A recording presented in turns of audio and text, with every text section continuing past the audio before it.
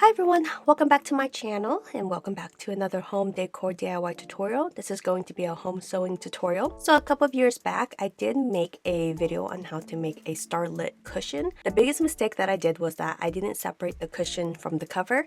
And so in this tutorial, I'm going to show you how to make a star cushion, and then I'm also going to show you how to make a cover for the cushion. Being a mom to a toddler and two cats, you definitely need a lot of removable cushions and items so that you can constantly wash stuff. So first up, we are going to talk about the pattern. I did upload the patterns in the description box for you guys to print out. There is a total of 3 patterns. It's going to be the cushion pattern, the front cover pattern, and then the back cover pattern. The first thing I'm going to do here is I am starting on the cushion first, and it's also like the easiest pattern. I just take the cushion pattern, which is pattern number 1, and I pop it onto some old bed sheets that I have. I just wanted to use it up, and I place it on fold, and I cut out 2 of these. I open it up and then I face them right sides together and I sew all the way around, leaving a small 2-inch gap so that I can fill it up. So when it comes to filling up my cushions, I tend to not buy polyfill anymore just because it can be so expensive. And second of all, if you reuse other things in your home, it can be a little bit more environmentally friendly. Here I have an old cushion I don't really use, so I'm just going to open it up and I'm just going to use the polyfill in there. Sometimes I would use my scrap fabrics to fill up my cushions. I also use old clothes that you don't wear anymore, and you can cut those into strips or little squares and just fill up cushion as well. Either way, it's going to go inside of something, so you really don't have to worry about looking at it. Fill up the star is to fill up all of the corners and then use kind of like knitting needle or a pencil or something sharp to kind of just push them so that it really gives it a point, and then you'll fill in the middle part of the star. There, the 2-inch gap that was left open, just go ahead and hand sew that. You could do a blind stitch, you can just stitch right on top of it. It doesn't matter because it's a cushion, it's going inside of a cover anyways. Next up is the cover, and that is where pattern number 2 comes in. It is also technically pattern number 1 as well if you want to save paper and not print out pattern 1 twice. What I do is I just place it on this really pretty faux suede brown fabric, and I place it on fold and I just cut it out, and that will be the front of the pattern. And now I am going to cut out pattern 3, and pattern 3 is going to be mirror images of each other, and the main difference is that there is a 2-inch overlap. This way you can overlap it and create an envelope to stick the cushion in. You'll see what I'm talking about here. Okay, so for the back pattern, make sure that you cut mirror images of each other because it's going to be the right side and the left side of the star.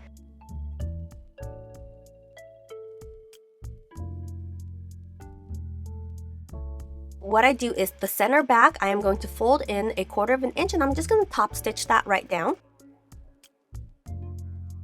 I take the front cover and I am going to have the right side facing me, and then I'm going to take the 2 back piece and I'm going to place it and match it right onto the front cover. It's pretty simple at this point. I just sew all the way around the star with a 1/4 of an inch seam allowance, and then I just flip it inside out, and then I make sure to really sharpen out all the corners.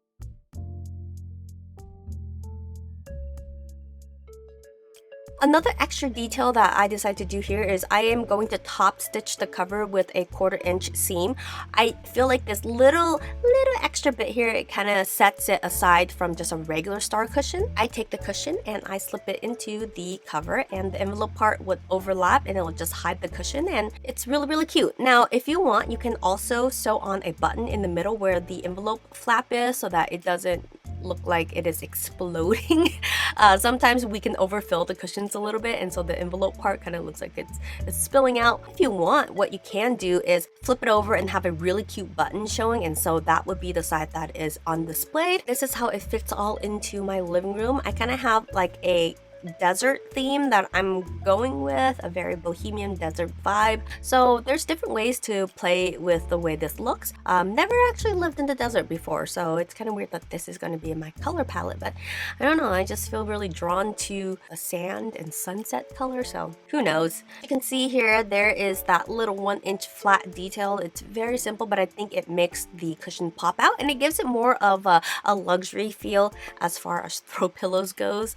And there it is. yes, I hope you guys enjoyed this tutorial. Like, comment, subscribe, or not. I just figured that a star cushion is going to go really well with everyone who's decorating for Christmas, and even you can gift these to the people that is in your family as well.